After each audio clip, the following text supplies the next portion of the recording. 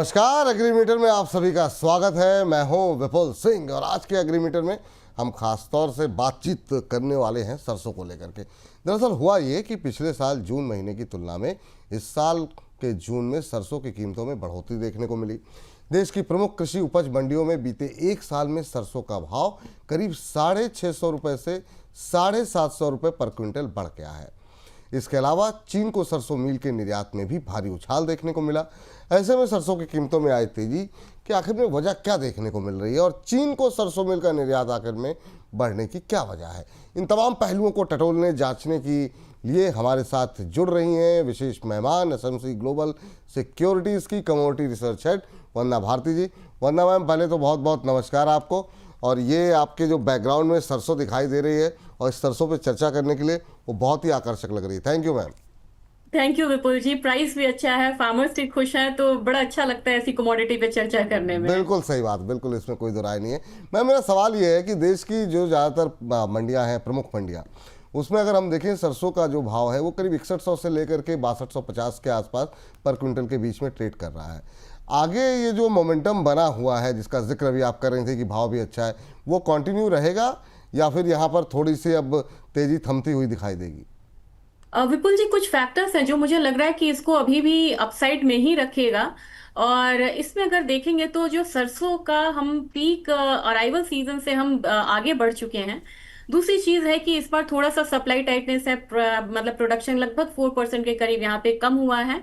और मेजर जो है, जो सरकारी एजेंसीज है, नेफेड है, हेफेड है, वो यहाँ पे बहुत ज्यादा मतलब कि स्टॉक्स रिलीज नहीं कर रहे, उनके पास स्टॉक्स भी कम है। और एक जो आपने बात करी है यहाँ पे, कुछ डील्स की वजह से इंडिया की तरफ रुख किया है चाइना ने। इन सब चीजों के बीच में मुझे लग रहा है विपुल जी की प्राइसेस यहाँ पे थोड़ा सा, क्योंकि मानसून सीजन भी है, इसके बाद शादियों का सीजन आ जाएगा, त्योहार आ जाएगा, तो लगातार हम अपना डिमांड वाले साइड में ही जोन में जा रहे हैं। और मेरे ख्याल से जो नॉर्थ इंडिया का जो डिमांड है वो यहाँ पे बढ़ने वाला है। तो मुझे लग रहा है कि ऐसे समय में इन फैक्टर्स के साथ मुझे लग रहा है कि प्राइसेस जो है वो हायर साइड थोड़ा सा रह सकता है। और हर करेक्शन पे मुझे लग रहा है कि यहाँ पे ट्रेडर्स जो है वो भी एक्यूमुलेट करेंगे और फार्मर्स हो सकता है कि यहाँ पे जितना भी फसल उनके पास फिलहाल बचा हुआ है वो होल्ड करके चले। ठीक है मैम।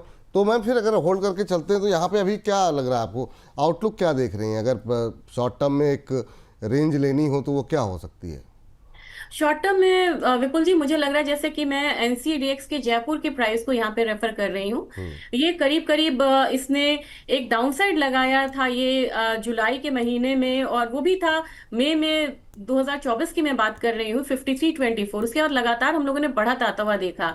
और जो हमारा सितंबर का हाई था, हम उसके पास ही, सितंबर 2024 का हाई था, उसके पास ही हम यहाँ पे ट्रेड करें, यानी कि 7000 के करीब।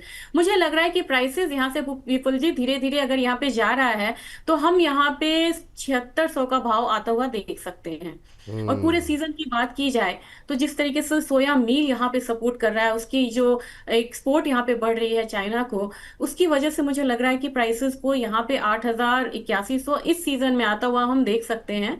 और मेरे ख्याल से अभी सरसों का एक खास बात यहाँ पे विपुल जी ये है कि आप चाहे सोयाबीन देख लीजिए या सीपीओ देख लीजिए, प्राइसेस लोअर साइड है, लेकिन ये कमोडिटी हम 30% जो भारतीय हैं ये सरसों तेल यूज करते हैं, हमारे खाने का अपना पैटर्न है। तो बाहर के तेल का जो लोअर मतलब आउटलुक है, उसकी वजह से सरसों पे यहाँ पे फर्क बहुत ज्यादा नहीं पड़ा है। और ये तेल जो है, ये सीड जो है, ये भी हायर साइड ही यहाँ पे ट्रेड होने की संभावना है। तो अभी मतलब जून में एक बार जरा भाव दिखाते रहिए। जून में अभी चल रहा है कितना सर मैम? 69 के आसपास का भाव चल रहा है ना? आप 69 है। और आप कह रही हैं अभी यहाँ से 600-700 रुपए की और तेजी, करीब करीब जी जी 600, जी जी जी 600-700। तो अभी भी मतलब जो मतलब अगर जिसको खरीदना हो खरीद करके चले आने वाले टाइम के लिए ना सर मैम? विपुल जी मुझे लग रहा है कि यहाँ पे खरीदना चाहिए। मुझे 4-5 फैक्टर्स लगे हैं जो बड़े बुलिश हैं। एक बेयरिश में मुझे लगता है कि बाकी जो तेल है, कभी कभी क्या होता है कि बहुत ज्यादा अगर मतलब कि प्राइसेस हायर जाता है, थोड़ा सा यहाँ पे ब्लेंडिंग होती है। और सबसे बड़ा खतरा हर समय मंडराता है गवर्नमेंट पॉलिसीज का। लेकिन जैसे मैंने कहा कि नेफेड हैफेड के पास अभी कम है, पीक अराइवल सीजन को हम छोड़ चुके हैं पीछे। अब यहाँ पे आपको त्योहारी, पहले तो मानसून डिमांड आ जाएगा, त्योहारी डिमांड आएगा, शादियों का आएगा, तो इसका जो पैटर्न है, सीजनैलिटी है, ये हायर साइड जा रही है।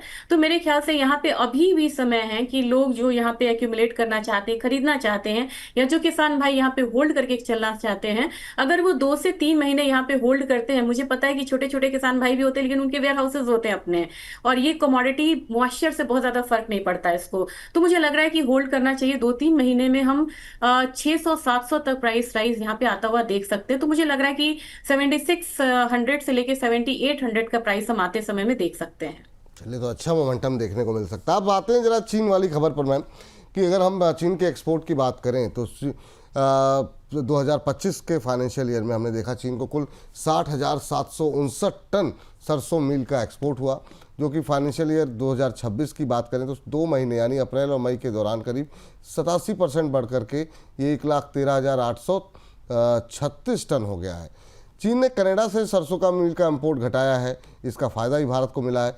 क्या ये फ़ायदा आगे भी बनता रहेगा और इसका सरसों की कीमतों पर क्या कोई असर पड़ता दिखाई देगा?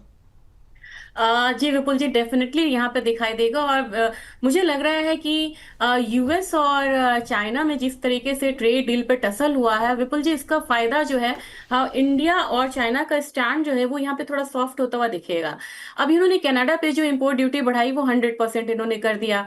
तो अब वहां से कनाडा से चाइना ने रुख कम किया, वहां से अब यहाँ पे सप्लाई साइड तो इनका बिल्कुल ब्लैंक हो गया हुआ है, और उसका फायदा यहाँ पे इंडिया को मिलता हुआ दिखा। और 87% तक यहाँ पे ये जो बढ़त हुई है ये साधारण बढ़त नहीं है, और मुझे लग रहा है कि आने वाले टाइम में भी ये जो हमारा सप्लाई है चाइना को वो यहाँ पे बढ़ता ही रहेगा, और इसका असर कीमत पे रहेगा।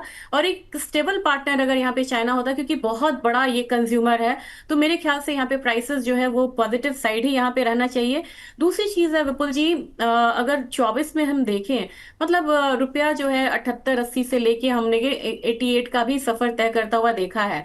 तो करेंसी जब अपनी थोड़ी वीकर साइड होती है तो हमारा एक्सपोर्ट यहाँ पे काफी स्ट्रांग हो जाता है पार्ट, तो उनको एडिशनल फायदा भी यहाँ पे चाइना को मिल रहा है ड्यू टू INR। ठीक मैम। तो ये बात लेकर निकल के आती हुई सरसों को लेकर के अब जरा बात कर लेते हैं कि अगर ट्रेड लेना हो इस समय तो वंदना जी इस समय कौन सी ट्रेडिंग कॉल बता रही हैं हमारे दर्शकों को। मैम, एग्री कमोडिटीज में आपकी टॉप एग्री कॉल कौन सी होंगी? विपुल जी, बड़ी अच्छी बात है कि काफी दिनों बाद मुझे लग रहा है कि ग्वार में एक रौनक लौटी है, वाह। और ग्वार के किसान यहाँ पे खुश हैं। मेरे ख्याल से यहाँ पे अभी ये भाव जो है ये बढ़ता रहेगा। और गम में ग्वार सीड नहीं, ग्वार गम के जुलाई कॉन्ट्रैक्ट में यहाँ सलाह रहेगी बाइंग की। 10,050 के करीब यहाँ बाइंग करनी चाहिए। 10,250 का टारगेट होगा। स्टॉप लॉस लगाना होगा 9,975 का। दूसरी कमोडिटी यहाँ पे जीरा है। जीरा में हम लोगों ने विपुल जी बहुत गिरावट आता हुआ देखा है, लेकिन अब यहाँ पे अराइवल्स थोड़े से कम हो सकते हैं, पाइपलाइन में कम जीरा है। 20,250 यहाँ पे बाइंग करनी चाहिए। 20,600 का टारगेट होगा। स्टॉप लॉस लगाना होगा 20,050 का। लेकिन अगर किन्हीं का ध्यान यहाँ पे थोड़ा सा मिड टर्म में है, महीने 1.5 महीने का है, तो मेरी सलाह ये रहेगी कि जीरा में आप आने वाले समय में 21,000 से 21,500 तक का भी भाव आता हुआ देख सकते हैं, क्योंकि जो फैक्टर्स अभी मानसून डिमांड है, फेस्टिव डिमांड है, जो मस्टर्ड सीड के लिए है, वही एप्लीकेबल है स्पाइसेस के लिए भी। चलिए, तो वंदना जी का मानना है ग्वार गम में आपको गम नहीं खुशी मिलेगी, खरीद करके चलिए। और जो है स्क्रीन पर दिखाइए जरा ग्वार गम में खरीदारी करके चलना है। जुलाई फ्यूचर प्लस करें और यहाँ पर आपको 10,250 तक के टारगेट देखने को मिल सकते हैं। आपको 10,050 के आसपास बाय करना है। 9975 के स्टॉप लॉस के साथ। स्टॉप लॉस का ध्यान अवश्य रखें।